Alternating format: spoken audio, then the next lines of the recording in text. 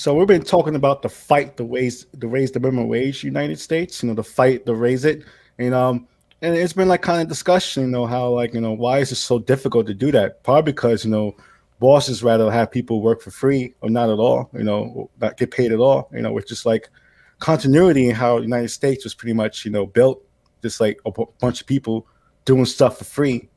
Um, so I want to pull up this story, which is like an important story to talk about. We talk about raising the wage. You also think about what are the reasons why why companies, the morbid truth about it. U.S. prisoners are exploited for slave labor. It's like it's a recent surge in labor performed in prisons. I know people probably had like even New York City, New York State had hand sanitizer that was made in state prisons, and it was all over the place. When you spray that in your hand, that was the jizz of a inmate somewhere. So But remember, we talk about the 14th Amendment, I believe it is. 13th, good The old 13th, good old 13th Amendment. Yep. right? Like everybody looked at it as, wow, we freed the slaves, right? Yeah. But anybody want to read the fine print? Yeah, so the fine print was like it abolished slavery, but it left a loophole for incarcerated individuals. It left a loophole for people if you got locked up.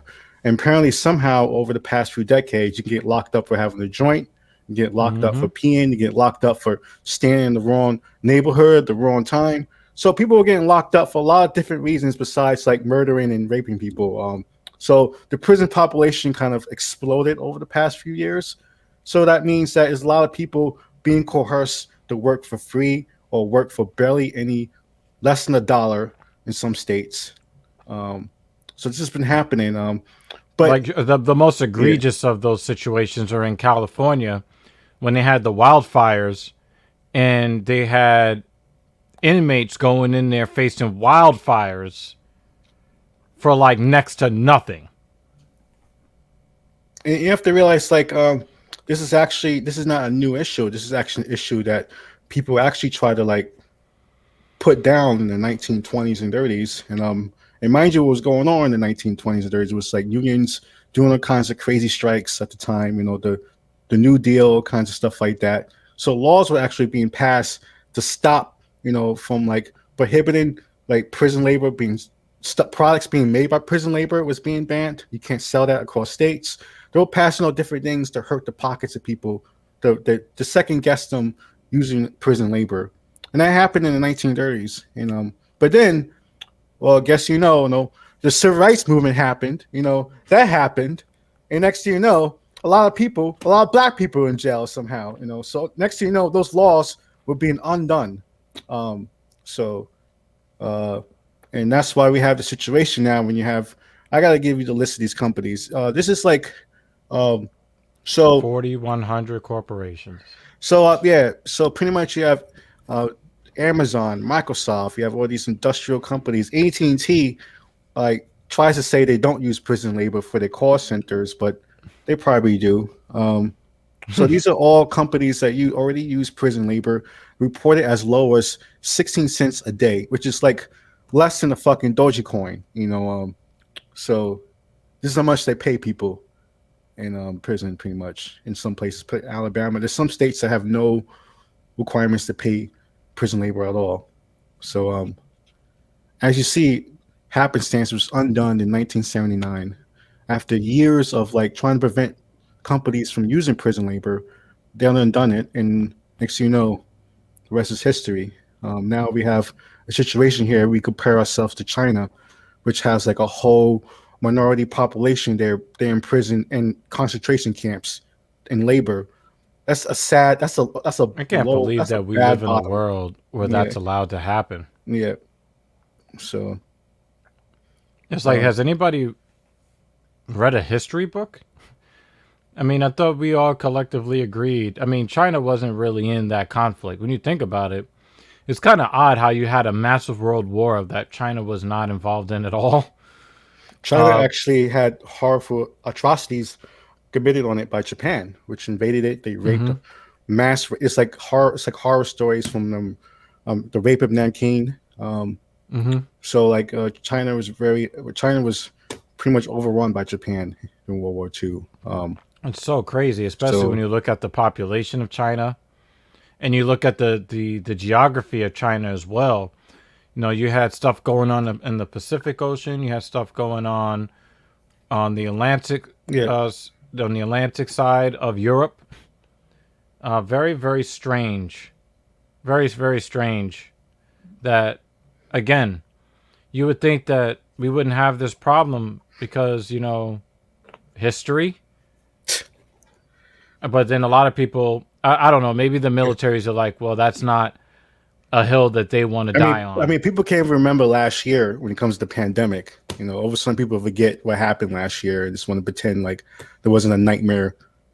Almost 600,000 people are dead. Like, just forget about it and go spend the rest of your summer like nothing happened. So people forget that. I can imagine 10 years, 20 years history. You know, people make up a whole mystery. You know, so I want to put this up again about American history that people overlook all the time, and it should be part of like the fight for the wage, raising the wage as well, because it's like slave labor. Is slave labor still legal in America? I mean, this is a crazy ass question to ask right now. This is the year 2021, where we had a robot dog walk through the projects. We have Amazon with like incredible technologies everywhere. Yet we're asking, is slave labor still legal in America? So let's click this video. The Constitution, which abolished slavery. The amendment reads, in part, neither slavery nor involuntary servitude, except as a punishment for crime, shall exist within the United States. All of that made perfect sense to me, minus this one part, except as a punishment for crime. Basically, that says you can punish a criminal with slavery. And we do, all over the country, all the time. It's called prison labor. We're all sort of familiar with the idea. Prisoners making license plates is the classic example, but that is the tip of the iceberg. Across the country, convicts do work in carpentry, sewing, mining, packaging, firefighting, telemarketing, fish farming, and artisanal cheese making. That last one is why this is back in the news. Whole Foods took some flack for selling felon-made cheese, What? and at Oh, a I pretty think I hefty remember. markup. Now, according to the That's American pretty Civil fucking Liberties cheesy. Union, this isn't inherently a problem.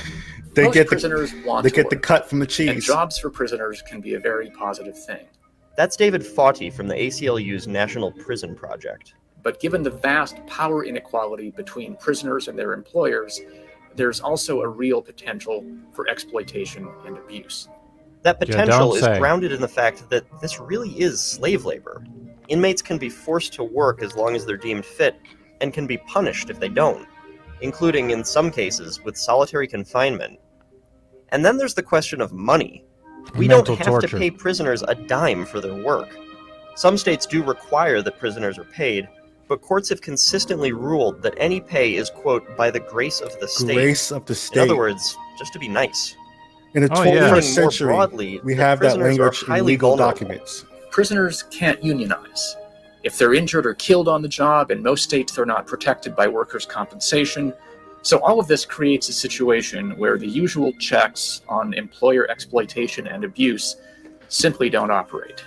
This all means that there's no consistency in what prisoners are paid for those cheese wheels and telemarketing calls. Pay scales range from nothing to around the federal minimum wage, but many are paid under $1 an hour. And that can give the state what Fauti calls a perverse incentive to keep the prison population high. Last year, when California was ordered to release some Like prisoners California- to relieve overcrowding, the state actually argued against it on the ground that it would reduce the state's access to prisoner labor. Things get more uncomfortable when you consider that America does not have a great track record when it comes to prison labor. After the Civil War, southern states struggled with a sudden lack of slave labor, thanks to the 13th Amendment. Oh yeah, they And their struggled. solution, in part, I was don't. to use that same clause, That was except as really a tough. punishment for crime, as a loophole. Many states passed broadly racist vagrancy laws that allowed authorities to pick up blacks on charges like loitering, imprison them when they couldn't pay fines, and lease them out en masse to places like plantations. In other words, the South got its slaves back. This system of convict leasing wasn't totally abolished until 1941. Back here in 2015, though, what are we supposed to think about prison labor? Prisoners are treated light years better today, whether they're working or not. But there are also so many more of them. Our prison system has That's kind of exploded offensive to since hear the him say that. They're 1980s, treated giving light America years better. far and away the biggest prisoner Fuck you, population their whole in the families are world. ruined, buddy. And that population is racially skewed in the extreme. Around 40% of prisoners are black, even though only about 13% of the country is overall. The 13th Amendment, the abolition of slavery, that happened 150 years ago. And now, 150 years later, we have this prison system instead. And according to David Fauti, we should think hard about why we do. The purpose of incarceration should be to protect public safety, not to provide a captive labor force for the government. It's like fantastically basic statement, but some reason it has to be said 150 years later, after chattel slavery, industrialized chattel slavery. Like all of a sudden, please, what's up? I want to also make something very, very clear because I have to make sure that I put certain things out there for the viewers because I can kind of anticipate some of the responses that we might get during the live portion of the show. So the first thing that stood out to me is that the claim was made that 40% of U.S. prisoners are black, while black people make up around or just under 13%. It's a crazy stat of the prison population, of the American population. So there's two things I would probably anticipate. One, they'll say, well, 40% means that it's less than half, which means white people are in prison too, But we're talking about, what we're talking about is it's not in a proper scale. 13% of the population, you should probably have about 13% represented in the prison population, roundabout. The issue is, somebody might say, well, the response to that might be, well, black people commit more crime. That has been proven also to not be the case. What tends to happen is the court system, the legal system, notice how I did not say the justice system, because it does not care about justice. There's a gender bias and there's a race bias in the criminal court system, in the criminal legal system. So you might say that, well, there's so many black people committing crimes, when in reality, a lot of the things that you would call crimes aren't real crimes, and the stuff that you would call real crimes, black people are either charged more harshly, they're definitely sentenced more harshly. Ridiculous. So that means that those people are staying in prison longer, while the white people get out earlier, right? So when you look at all of the different moving pieces, and again, we've even shown this here in New York City, where because the policing was different when they did the whole stop and frisk thing, you're talking about like 86 out of 100 people stopped were black. So people got stopped multiple times. Right. And the thing is, a lot of times they were looking for like simple stuff like marijuana possession. But it is also shown that black people and white people were just as likely to be in possession of marijuana, but they just weren't checking the white people. They were only checking the black and Hispanic people. So when you put all of these things together, no matter how you slice it, this is a racially biased way to try to circumvent the 13th Amendment. Yeah. And then you have the economics of it, in the sense that, this is why this is another reason. It's many reasons, but it's another reason why it's such a struggle to raise the minimum wage in this country. We're competing against, slave labor in China. This is like, and the list of companies. You saw the list of things: artisanal cheese for Whole Foods, and that was old news. Imagine what's happening now. In the sea of COVID-19 pandemic, the kind of deals that are happening right now in prisons. So let's talk about the business part of it, because it's easy. I know that we're on a social platform, but let's talk about the business aspect of it, because I never really thought about it from the business aspect. Imagine if you are a plantation owner circa 1860 and you have a budget to keep your plantation running to turn a profit. And I'm pretty sure they turned a nice, tidy profit when you don't have any real overhead costs, because we know that businesses, the largest share of your overhead costs as a business is going to be labor. So if your labor cost is next to zero, then your profit margins are I mean, greatly inflated. They had insurance for the slaves. Like the slave died, they get a payout. I mean, remember the lose a slave to get a payout. Remember the birth of the modern policing system was created out of the slave catching industry. They had a whole industry to keep people away from freedom. Right? So when you look at the economic impact of now your entire labor force is gone, and it reminds me of when the Trump administration worked so hard to get all of the illegal immigrants to stop working in the country, and then you had these people in California that were growing the grapes for wine, these vineyards, and they had to shut a lot of the vineyards down because, well, when you're paying somebody next to nothing, your profit margins are pretty healthy.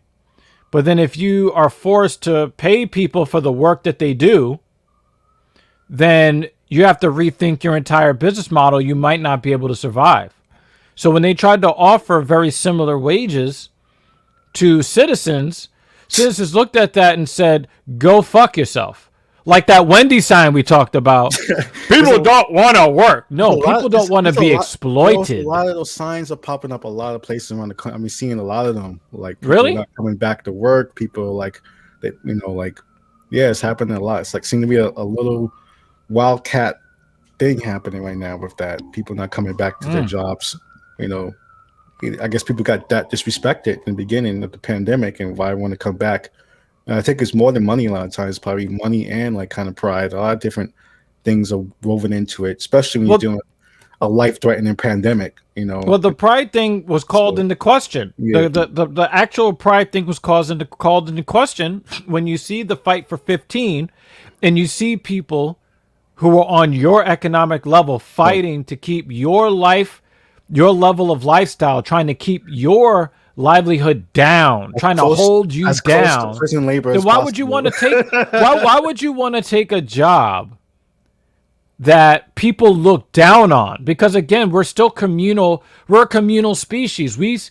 Part of our psychological makeup as Homo sapiens is that we seek acceptance from the pack, from the group. So if everybody is shitting on one particular job, then people are not going to want to do that job anymore. Not only shitting, you're still not paying them enough to be like, okay, I want to. Well, that's part of it. That's part of the. But the thing is, the job is like fuck that job. But think about it, Messiah. Yeah. These people are already being shit on economically, and they took that on because they can at least hang their hat on the fact that they have a job. Yeah. So nobody can say, "Oh, look at this unemployed bum-ass bum." Yeah. Right? But now when you're saying, "Well, yeah, this person works really hard 40 hours a week, but we're still going to denigrate you," at that point, there's not enough compensation there. Before you got honor plus low compensation. Now you've got low compensation, and you're not even at zero. You're at negative honor in society. People are going to look at that and say, "Well, is $8 an hour and having everybody shit on me, is that enough compensation?" Yeah. I will take your disrespect for $15 or $20 or $25 an hour, but I'm not going to take it at the federal minimum of whatever it is, $725, $750, $850, whatever the fuck it is. That's not enough. It's not whatever it is. It's not enough. Yeah. Think about it. You look at any if you look at any kind of profession, take prostitution, for instance. Let's just take that, right? If I was going to go sell my dick, right? And but like selling your body for labor is just as much as sex work. it's the same. No, but that's why I'm using this example, right? This is why I'm using this example, right? It's not exchanging as much body fluids, like I don't know. It might, sweat. You know what I'm saying? Somebody spitting in your face, when they talk. That's an exchange of body fluid. All right. So if I was to go sell my ass in the red light district, right? Let's say I went to go do that, right? And some 65-year-old woman with like flappy skin, like wrinkles all the way down to the floor. Yeah. If she offered me $8.50 to eat the snacks, what do you think I'm probably gonna say? But if she offered me, I don't know, $850,000. Hey, let's go with that. If she offered me $150K shy of $1 million to eat the box, how much box am I going to get filled up on? Oh, even yeah. So like the $1 Million Man said, everybody has a price, right?